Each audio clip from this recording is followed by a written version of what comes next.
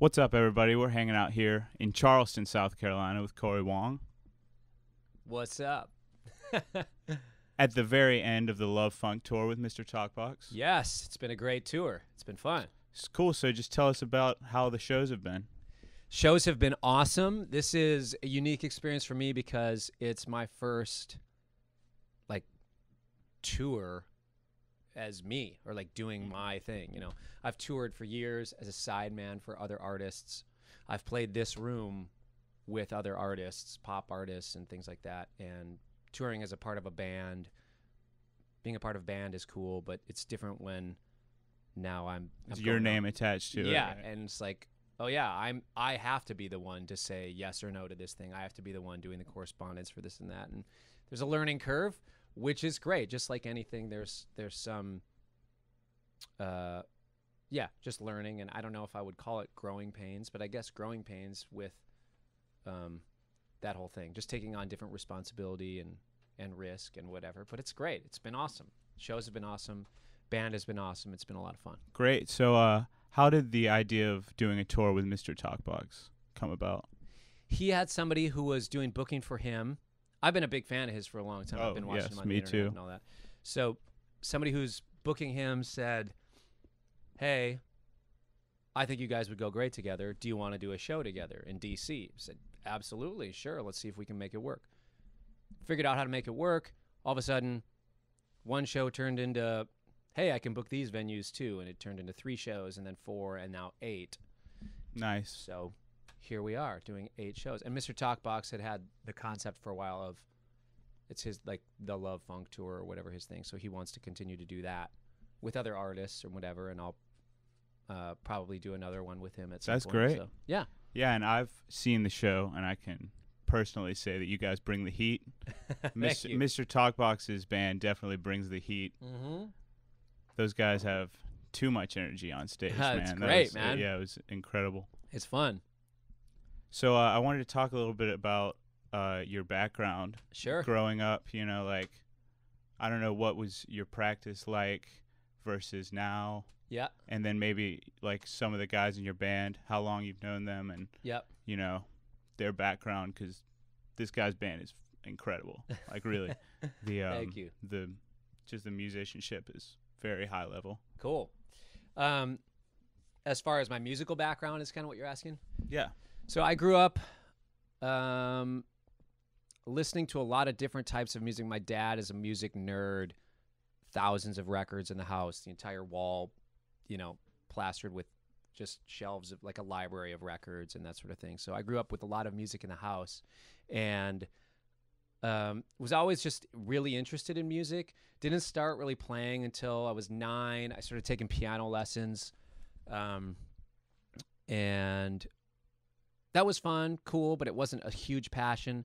Then all of a sudden I discovered Red Hot Chili Peppers and Primus and wanted to play the bass. Mm-hmm. So came home one day, my mom said, hey, go look in your closet. And there was a J bass waiting in my closet. It's my white or cream colored bass, the one that I still use now, sitting in my closet, and I freaked out, and it was amazing, and I just fell in love. Then I wanted to start a band, but I didn't have any other friends who played music, so I kind of taught myself how to play drums so I could teach my friend how to play drums. Nice. So I taught him a little bit how to play drums. Then eventually he got a teacher. Tried to figure out a guitar player for the band. My friend was like, oh, my dad has a bass. Yeah. And I was like, well, we can't have 2 bass players in the band. Uh-huh. So I kind of was teaching him how to play bass and eventually saved up enough to get a crappy guitar. So then I just started playing guitar because that's just out of default. And then I ended up playing guitar. So then out of necessity kind of. Yeah. Fell in love with the guitar. Was playing everything from Green Day to Metallica to Fastball. Nice. And then whatever was, on the radio when I was in elementary and middle school. And then in high school, got more into ska music. I became a ska kid. Ska guitar player? Yeah. And actually that's where a lot of that like that really just fast rhythm playing came from. And studying a lot of just the Prince and Earth, Wind, and Fire stuff And my dad, being a big music head, got me into Weather Report, Jocko when I was a kid, a lot of the classic Miles and Coltrane stuff, and Mahavishnu Orchestra and all these bands that my dad was fusion-y type stuff. My dad was super into that, and fortunately, getting rides to school, that was on in the car, and it's like, oh, what's this? This is kind of interesting. So the musical palette was cast, or net, what I don't know how to say it, was cast pretty wide when I was in high school. Awesome. Being able to do that kind of stuff. Yeah. Yeah, I think that's pretty important for like musicianship, is like having a wide background. Absolutely. You know? Huge. And then when I went to college, wanted to be a jazzer, started playing a lot of jazz, playing an archtop, not bending notes for a couple years, like that sort of thing. Like, oh, I got to be a jazzer. Studied a lot of classical guitar. My guitar mentor is a guy named Andres Prado, who is from Lima, Peru. Great Afro-Peruvian guitarist, Latin American classical music. So he taught me a lot of that stuff. That's I cut my teeth playing a lot of that. Then started getting more into the funk thing a little bit after that, playing at Bunkers in Minneapolis with like Michael Bland and Sonny T and those guys. Them really throwing me in the fire. Really? Yeah, I can imagine. In the best way possible. Like, yeah. You're doing this wrong. You're doing this wrong. You're doing this wrong. If the keyboard player is using both of his hands, don't play such a thick voicing. It's like, oh, yeah, that makes sense. And there was just so much knowledge to be had just on the gig. Mm-hmm. Yeah. And, so eventually I kind of melded all that stuff together to form, I don't know, I've been on like a journey to find my sound for the last, 15, 20 years or whatever it's been since I was playing in elementary school. But it's been interesting. I feel like this last 2 years, I finally kind of figured out, like, oh, this is what I sound like. This is who I am on the guitar, and able to really express it. And a lot of that has come from being around great musicians and producers that have, seen something in me that they really like, and being able to point it out. Like, oh, that sounds like you. Oh, this is your thing. That's what you do. That's what sounds great. And then just kind of figuring out, oh, yeah, this is what people latch onto, and this is what people like. Cool, yeah. And then eventually finding your niche. Yeah, totally. Or finding just what my voice is. Mm-hmm. And it really started to come when, like, a year ago, I was on a session with my keyboard player, Kevin G., and after we got done with the take, he was just like, wow, this really just sounds like CORY WONG. Like, I don't know how to describe it, but the guitar just sounds like you. Like, it just couldn't be anybody other than you. And that was just such a huge revelation for me to realize, okay, now I've got a sound. Like, my friends are recognizing my sound. People on the internet are recognizing my sound and, like, saying, hey, producers in Nashville hiring me and saying, oh, yeah, do your CORY WONG thing. Nice. Like, oh, that's weird. That must feel good, though. Well, yeah, it's great, but it's recognize that. Yes, totally, and it's fun because that also, in some ways, makes it where they're not just looking for generic guitar on their track. Yeah. They want me. They want my voice that kind of sound. Yeah, and it's cool. And I have to gauge a lot of times when I'm doing sessions and when I'm playing for artists. Are they trying to get a guitar player who can just execute exactly what they want? Because I can do that for them. Do they want a guitar player who will play some just cool sound and make it feel cool and new? Not necessarily, it doesn't need to sound good, it just needs to sound cool. Sure, I can do that. Or if they want me to sound like me, I could do that. So you have the whole wide variety. It's now just when I'm going into a session or playing with an artist, I just have to figure out what it is that they're looking for. And a lot of times they'll just tell me, do your thing on this. Awesome. Like this guy, Dave Barnes, I just recorded on his last record, and he was just like, give me the full-on CORY WONG thing. And I did, and I was like, I felt like I was getting away with murder on the session. It was like, you really want me to do all this stuff? Like, I'm playing more guitar on your record than I am on my record. But the pressure was off because he totally gave me license to do it. And the producer was like, oh, yeah, that's sick. That's sick. I was like, all right, cool. And I was surprised at how much stuff landed on the record. And it's great. And it's awesome. It's fun. That's great. Must feel good going into a session and them saying they want to play like you to play like you. Yeah. It's different. It's awesome. It's fun. And then there's sometimes like there are some country acts that I've done sessions for. Some bro country acts that you probably won't see my name on the record, but I've played on those records, and I just won't say them right now because great, yeah, whatever. But then also like a Blake Shelton song, which is a great song, country rock song. I know that Blake doesn't care to have me do my thing at this point. Like, oh yeah, he needs good guitar that sounds cool and hip, but fits the mold of their thing. Something that's not going to stick out. Yes. And then I will do that for that producer, and I'm more than happy to do it because that's fun. I love doing that too, you know? So that has been my journey, all of that, trying to figure out my voice and then trying to figure out when to use my voice. Awesome. I guess that's the full circle thing of it, is developing who I am as a player for multiple years and then figuring out where do I tune that in and where do I just be a guitar player guy, you know, or musician. I don't always just think of it as a guitar player, but what as a musician does the moment or the song need? Great, yeah. Yeah. So another thing I want to talk about was 2017 was a pretty big year. It was. For you. You did obviously the new album, Green Screen Band album. Yeah. It was great. Full length. That was your debut full length, right? Yeah. Great. You guys did the massive Wolf tour, Europe, and all that kind of stuff. Amazing. Incredible. You guys did the Wolf telethon. Yeah. That was a lot of fun. So just I don't know. I was wondering how are you gonna like take that into 2018 and just kind of continue what you've been doing? I ask myself that exact question every year, because it's at the top of the year now. I imagine this video will be on the internet for more than just the beginning of this year. Yes, to establish, we're in the beginning of 2018 right now.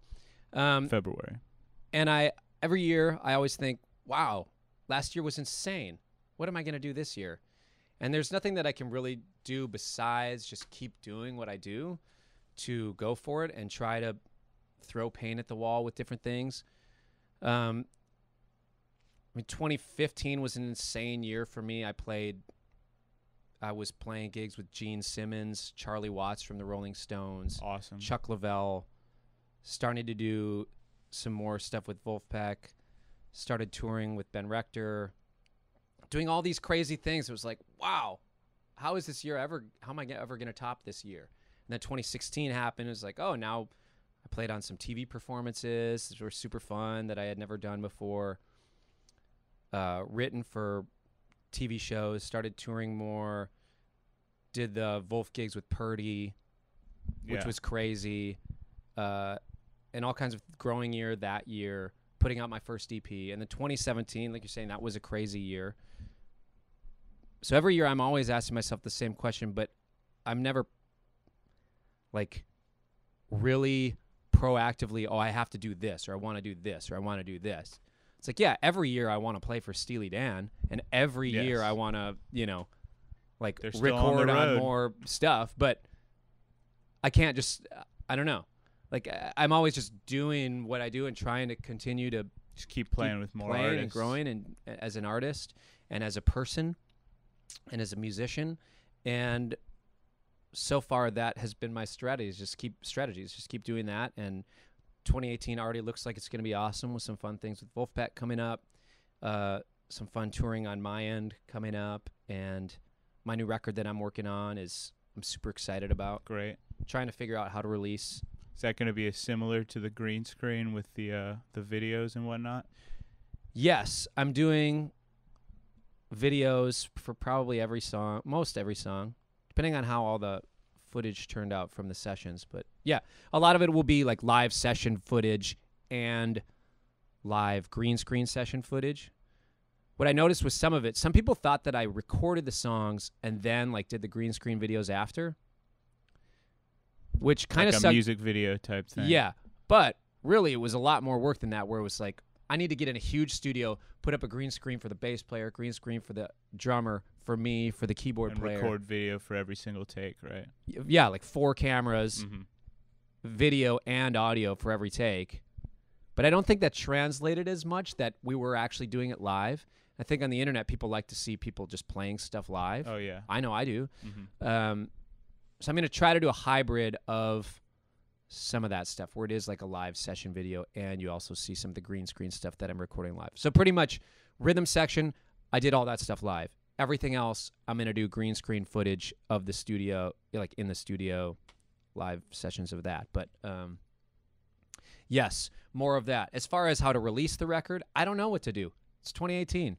And what does a album release even mean in 2018? Yeah, I don't know. What's really exciting and cool is it can mean almost anything. So I think where I'm at in my career, what I might end up doing is 2 EPs. I recorded 18 songs already, and I'm probably going to do 5 or 6 more and just pick the best of the lot. What I think I'm going to do is, I'm thinking out loud here in front of all of you. Exclusive. I think what I'm going to do, release the best 6 songs of the 18 that I've recorded. Record 5 more, 4 more, I don't know. Whatever feels right. And then at the end of the year, do another EP that's the best 6 of those. And then with the rest of the songs, I don't know what I'm going to do with them. We'll see. So I produce a lot of records for other people, and I write for a lot of other people, so some people will hire me to write for them or produce for them. Some of those songs might be a better fit for like a different artist or whatever. Yeah. They maybe just didn't fit as a whole on my record. But I want to release all of them. I just think it might be unfair to the audience to give them, it might be overwhelming as a listener to have that much music released at you. I don't know. I'm trying to figure that. I'm thinking out loud. Yes. I don't know. I don't know what to do. That's what I'm saying. We can expect a release, though. Yes. There will be plenty of music that I'm going to put out this year. Oh, that's great to hear. But I will filter it by sending a Dropbox full of those songs to my trusted inner circle and ask them, pick your top 5. Don't tell me what songs you think suck, because I can't handle that heat right now. Just tell me what your favorite 5 are. This is what I do. This is what I do with my last record. All my best friends, like, you know, some of my inner circle guys that I really trust, just say, what are your top 5 favorite songs in this Dropbox of 15 tunes that I recorded? And then I just tally whatever gets the most votes, and I give myself 2 votes. Oh, yeah, well, you got to. 2 votes per song. And hopefully have a little more of an objective, these are the better songs. Like if the songs are just attached, if people are really connecting with them, then I can't argue with that, you know? And that's that. I'll probably do that. Great. Thank you for not even asking, but letting me just think No, out yeah, loud here that's on what I'm going to do. Of course.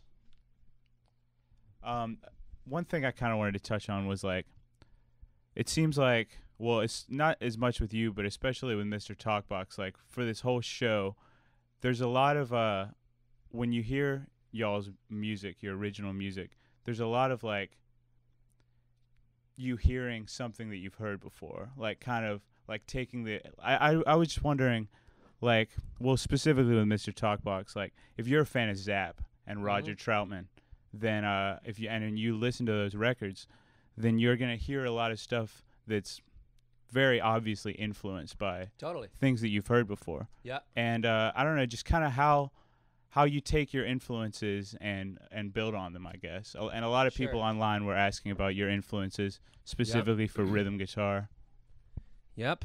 I can't help but to channel some of my influences, I guess, because I've just made them so much a part of my listening, so much of my practicing growing up in my formidable years, just playing along with so many records. Like, learning. Of course there are times where I'm going to sound like Prince or influenced by Prince, because I grew up in Minneapolis and I listened to Prince all the time and I played along with every one of his songs. Sick. A lot of people say, like, wow, you must be a Nile Rodgers just encyclopedia. You must know everything. You're like a young Nile Rodgers or whatever. Mm-hmm. That's a very high compliment. I wish that I could produce as well as Nile Rodgers, considering all the records that he's done. Oh, yes. And as far as a guitar player, I do really like his playing, but I didn't really study his stuff like 100%. Or maybe I did and I just didn't realize. I don't know. My favorite song of his is, or guitar playing of his is that song "I'm Coming Out," Diana Ross. Oh, it's awesome. Sick. Love Guitar that is track. insane on that. It's He produced insane. it too. Ridiculous. It's one of my favorite guitar tracks of all time. And just his 16th note rhythm thing, 8th note rhythm thing. I guess it's an influence, but it was never like I need to get into the Nile thing. Yeah. But maybe I just landed on it. Might have been Because of other subconscious or things. something. Yeah. And of course, I listen to a lot of those records. I love Earth, Wind, and Fire. Listen to a ton of Earth, Wind, and Fire. I basically had to learn the entire Earth, Wind, and Fire and Ohio Players catalog to play with Dr. Mambo's combo at Bunkers for that thing. So that was great. Learned most of the Prince catalog for that also, and Gap Band. So many things like that. What are some of your favorite effects, and how do you get your tone with the Sure. Strat Fender The main amp thing combo? for me is just my Strat. I mean, like, this is a pretty insignificant Strat as far as Strats go. It's just like a Highway 1 Strat. What I like about it is that it's got 22 frets. That doesn't matter for the tone. Rosewood fingerboard. I don't know. I guess people say it has a softer tone than a maple board. I've actually just never had a Strat with a maple board. I don't know. I'll trust the people and let them say that that is the case. For me, I use the Seymour Duncan Antiquity pickups. I like those. They're cool. They're great. They sometimes have a little bit of buzz, but nothing a little Isotope RX hum canceller or whatever plugin can't get out in a recording. And live, I don't really care. Yes. So I use these pickups. It's a cheap Strat, but it's great. I like these pickups. I go in, as far as pedals go, the Walrus Audio Deep 6 compressor is one that I really like for pop. But and my favorite overdrive on the planet is the Walrus Mayflower or the Walrus Warhorn. The Warhorn is like the new version of the Mayflower. And then as far as a compressor for this sort of sound, and basically the only pedal I really use with Wolf is the Wampler Ego compressor. That one, it's just a similar compressor to the Deep 6, but it has a tone knob. That's like the only difference on that one. So I can make it a little brighter or darker, depending on the amp that we're using or whatever, or no amp, whatever it is. So I like the Walrus for pop and just general overall compressor, but for like the spankier CORY WONG tone, Yeah. I like the Ego compressor a lot. And I normally just run it whatever Fender clean amp is what I use. A lot of times in the studio, I'll just go direct. Just direct into whatever. I guess a lot of times people say a Great River sounds good on guitar, so I just let them plug into a Great River. That's cool. Or an API. That sounds cool too. Those sound great.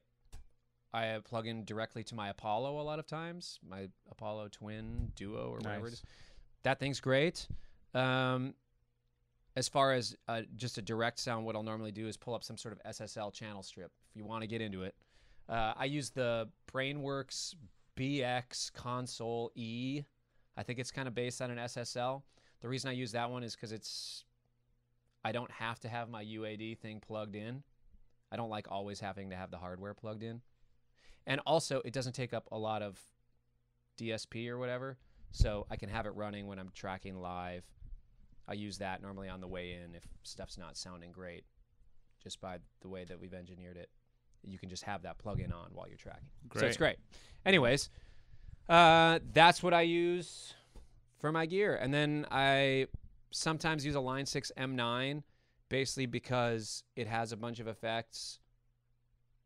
Like, that's what I'm using on this. That's one of the things I had my dad bring me, because it just has a bunch of things on it and a tuner.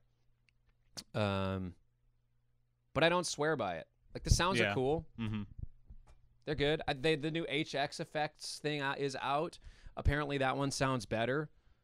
Hopefully I can get one. But I mean, I can get one. Hopefully someday I'm just going to get... I actually went to some stores to try to find one because I forgot my pedals in the trunk of the car. So trying to buy some replacement stuff. I looked for it. Nobody had it in stock, so I just said, screw it. That's that. So you're just hanging out with the Line 6 on this tour? I have the Walrus Deep Six and the Warhorn.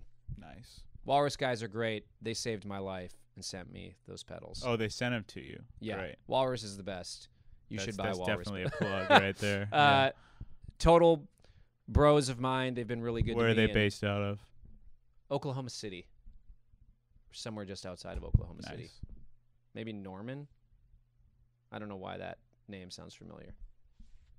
Maybe there's somebody named Norman. Maybe. No, there's nobody. I think there's a city, Norman, Oklahoma. I think they're based out of Oklahoma City, but whatever. Yeah. Sweet. Well, a couple of other people are asking if you could just talk about like just what it's like being an independent artist and traveling. Obviously, You've got some travel hacks. I do have some travel hacks. Traveling as an independent artist is great. There is a lot of responsibility. There's a lot of risk involved, which you should just expect with anything that you do. You have to treat yourself as a business. You treat yourself as an entrepreneur, I guess. I don't know. Some people love that word. Some people hate that word. I'm indifferent about it. It's interesting because I have to treat myself first as an artist as far as my music and what I want to do, what I want to say, but I also have to think of myself as a business owner. And that is something that a lot of artists sometimes forget.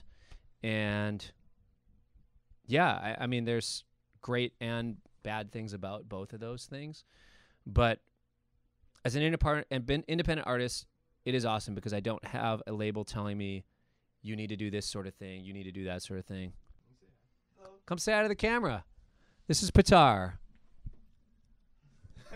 Right now, we are all traveling half price on flights because of the Southwest Companion Pass, which I get into in my show because I want to help people out so they can travel half price. So basically, Pitar is my companion. He's my assigned companion. Every time we fly Southwest, he flies for free because I've got some credit card hacks, which exercise fiscal and credit card responsibility. But if you can do that, there's Southwest credit card hacks that you can get the free buddy passes, basically. The companion pass, yeah. So I have that. One of my other guys has that. I've been, like, when we were touring with Wolfpack, Jake, our tour manager front of house, is my companion on that. So Jake flies for free on Southwest. I coached Theo through getting his companion pass. So now I think like either Joey or Joe is his companion. It's a very fun thing to help coach your friends into a companion pass, and then seeing them open up their Southwest app one day and saying, I achieved companion pass status. And that's awesome. Yeah. So little by little, you're just trying to make it so all your friends can get flights for free. Yeah, I'm trying to help my bros up, my friends. Exactly. Yeah. And it's great. Southwest is awesome. They don't pay me any money to say anything. Actually, I had a guy ream me out last night. Really? I think he was on some sort of drugs and drunk, but he basically said, he felt cheated because I didn't play any music during my set, and all I did was talk about Southwest Airlines and sold him a product. I've seen the set, and I wouldn't say that. Well, yeah, I mean, I think maybe he was music. Maybe he was doing drugs for the other. Oh, maybe 55 minutes of the set, and he was only out there for only saw the 5 to 8 minutes where I was talking about Southwest. I know I get a little carried away sometimes, but it's that's what happens with passion. I mean, there's a pretty long explanation where you have to. It kind of needs to go. It kind of needs to be that. All of the different. It's like Andy Kaufman meets Tony Robbins. But come see my show, and you'll get plenty of travel hacks. I'm aware there's a URL. There is a URL. Send people to, right? How about I just say, it'll see the right link below, here. right here. It'll be right around there, yeah. There-ish. Wong with 4 O's. Wong.com/Southwest. You can get yourself 50,000 bonus points if you spend $2,000 in the first 3 months. But the only incentive for me, you might ask, why are you telling me this? They'll actually give me 10,000 points for every person that I refer. So that's why you would want to go to the link. Yes. You're really helping me getting more of those companion passes. Yes, right. and to come to your city. Because 10,000 points basically will get me a flight, a one-way flight somewhere. And then that also means that my companion flies for free with that. So you're really getting us 2 flights. Oh, well, that's awesome. Yes, and you're getting yourself 5 one-way flights with those 50,000 that you're going to get. There's a lot you can get. So there's just a I'm going to leave it there. Yeah, because I just got reamed out. You know, I'm a little self-conscious now. Drugs guy was yelling at me. Yeah. He got a little bit aggressive, too. He's kind of like... Really? Kind of like puffing his chest, like a little bit in my face, and I get really uncomfortable. Hey, you never with know that. what you're going to see on the road. Yeah. It was uncomfortable, but it was fine. I thought he was joking at first. Like I thought he was doing a bit. Real. Yeah, like I thought he was doing a bit. Like he was talking about my bit, doing a bit at me. Yes. So I'm like kind of laughing along, whatever. And then I'm like, oh, I think this guy's actually pissed. Yeah. He's like, my dad's an artist. My dad's a real artist who tours and blah, blah, blah. And he doesn't try to just sell me third-party products from the stage. Like, you rip me off. Anyways, you can edit this out or not edit it out. That's a little bit of a stretch, I think. Yeah. I feel really good about my set. I feel like we're playing some great music, and I feel like we're putting on a fun show. So, whatever. I'm going to let that thought go. Great. Cool. Just a couple more things. One member of Wolfpack was asking specifically about the horn arrangements on your new album, which are awesome. They're just she was just wondering, if those were your parts and you had someone else arrange them, or if someone else came in and worked on those with you. Sure. Specifically work it out. Yes. I fortunately have a very good friend who happens to be like the baddest horn arranger on the planet. He arranged for Prince for decades, and his name's Michael Nelson. He has a group called the Hornheads. Insanely amazing horn arranger. Best I've ever worked with. Amazing trombone player. We're racquetball buddies. We have like a musicians racquetball club in Minneapolis, and we go play racquetball and play on each other's records and that sort of thing. And a lot of the times I will have ideas that I just want, like melodic ideas, and I'll send it to him. Just say, make this work for the horn section. Sometimes I'll just send him a track. Like with Work It Out, basically what I did is I recorded the rhythm section live on green screen at a studio, knowing the form I wanted, knowing the musical arc that I wanted, knowing that I was sending it to Antoine to have him sing. I had Twan add vocals. We went back and forth. I told him some melodic ideas, some kind of lyrical ideas, told him to take it and run with it. He played the song on his computer, sang along with it on a voice memo. Yeah, so that's the process. So then I sent it to him. So then Twan records the vocals on that. Do that. We went back and forth. We tracked the vocals in Minneapolis. We had 2 shows in Minneapolis with Wolf last May. Tracked the vocals. Right. Yeah, tracked the vocals the next day or whatever at the studio of mine that we work at. And then after that, I sent it to Michael Nelson and said, Michael Nelson's Playhouse at the end of this song, like, give me the full on, go wild. And so that's you telling him to. I'm just giving him free reign. Like, basically, because I know Michael's voice enough as a horn arranger just from listening to just tons of his arrangements over the years and playing with him in different settings. And also just said, I want a rhythmic horn idea at the top, rhythmic motif. Give me something funny like name that tune in 3 Barry sax notes. And that's that. And then basically he just did the whole thing. Boom. What I ended up doing is adjusting. I kind of copied and pasted over, like moved some of the sections over in the finale chart. And then he came in and recorded it, and we did it on the green screen. So most of the time, Michael, I just let him do his thing. Awesome. Most of the time, I just send him the songs, just say, Michael, do your thing. In the way that session guy or producers sometimes just tell me to do my thing. I trust Michael enough. Yeah. There's very few people that I trust enough to be like, I don't care. I don't need to give you any input. I just trust that whatever you're going to do is going to be magical. Well, so that's a big compliment. Yes, he's great. Cool. Yeah. Hope that answers your question, Yeah, girl that from one- the Wolf That Pack. one goes out to Matisse. Cool. Well, I don't have anything else. Is there anything else you'd like to add or plug? I don't think so. I probably went down enough rabbit holes through Yes. this. So sorry for any of you that are still watching this thing up till now, this far into the interview. Yeah, I'm just stoked to be out here doing the thing. And hopefully I'm going to be starting to do more touring of my solo stuff as well. Come say hi. Come out to a show. Come say hi to me. Great. Yeah. So thanks again for sitting down with me, and safe travels to Europe. Looking forward to the show tonight. Thank you. Appreciate it. Cool. Thanks for coming.